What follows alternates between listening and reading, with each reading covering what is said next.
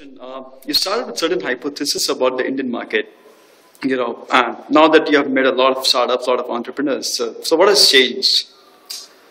Well, it seems like India is developing a lot of entrepreneurship models that maybe are unique to this geography and culture.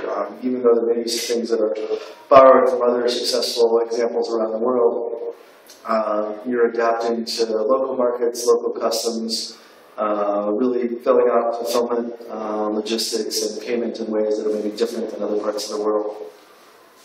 And in terms of the whole startup ecosystem, you might have seen the limited version of it, but what is fundamentally different from, say, Silicon Valley, or what would be the right mix for Indian startups to follow?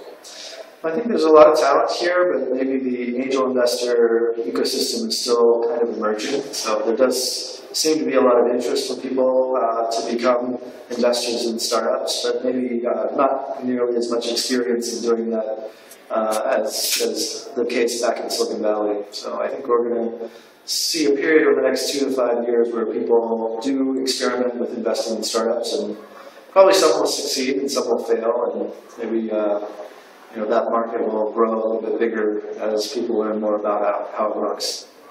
So one of the things about Dave McClure is the focus on product metrics and product management part of it. Sure. Now, the fundamental difference about between Indian and Silicon Valley ecosystem is the lack of early adopters in India. So it's not as great as what you would expect in Silicon Valley.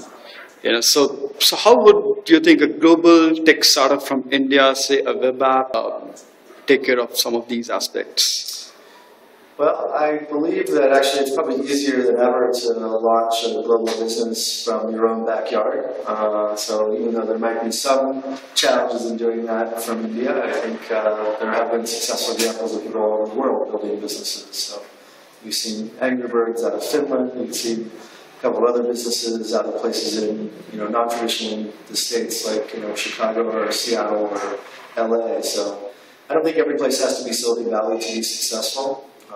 Here in India, it seems like Bangalore and Mumbai, probably Pune and Delhi are all places where startups are being built, and a lot of people with technology backgrounds here have had many years of experience. What's probably a little bit different is involving soft skills like design and marketing in building startups, and I'm not sure those areas have had as much exposure to technology, but there's probably quite a bit of talent out of Mumbai doing Bollywood, and a lot of talent in the publishing industries from many years back that can be applied to startups and tech businesses. And any plans for 500 startups to launch in India? Anything that you can share right now? Well, I think we're definitely planning to be active in India. I think we already have a few companies here that we've invested in from California, but I think we're planning to probably make at least 5 to 10 investments here next year, and possibly more than that if we get someone on the ground. So we'll see how all that develops. I think we're going to take our time and make sure we get some smart people around us and get to know other folks who are doing angel investing, other incubators, other VCs over here. We want to be part of the ecosystem, and I think we realize there's already quite a bit of activity happening. You also had, you mentioned briefly about the angel funding ecosystem in India. You said it's not optimized. So what do you think? Is it risk averseness, or is it just lack of experience? What do you think is the reason? Well, I think it's not that dissimilar from other parts of the world. So we've seen similar things happen in China and Brazil and Japan and even in London. So I think you do have a lot of folks with money here who can be investors in technology, but maybe you don't have quite as many folks who have operational experience in technology companies being those angel investors. That's right. And so you probably need two different audiences. One that have had some experience as entrepreneurs being mentors, and another one that's providing capital, probably coming from other non-tech businesses.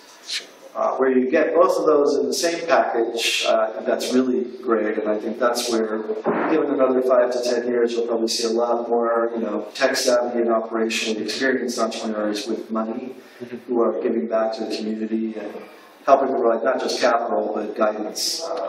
So that, I think, would be the ideal situation, but that may take a few more years to evolve. Sure. But it does seem like it's happening. So, your favorite Indian food? Well, I will say that I already like dosa, but definitely been having masala dosa in the morning for breakfast now. It's kind of catching on. Most likely you'll be moving to Bangalore. Yeah, I think so. I think so. I started a business in the mid-90s with some other South Indians who were in California. And, Interesting. even though it's my first trip to India, I'm a little bit more familiar with the culture from the last 10, 15 years. So Sure. I love Indian food. Cool. So that's pretty much about it. Thanks, Dave. All right. Thanks.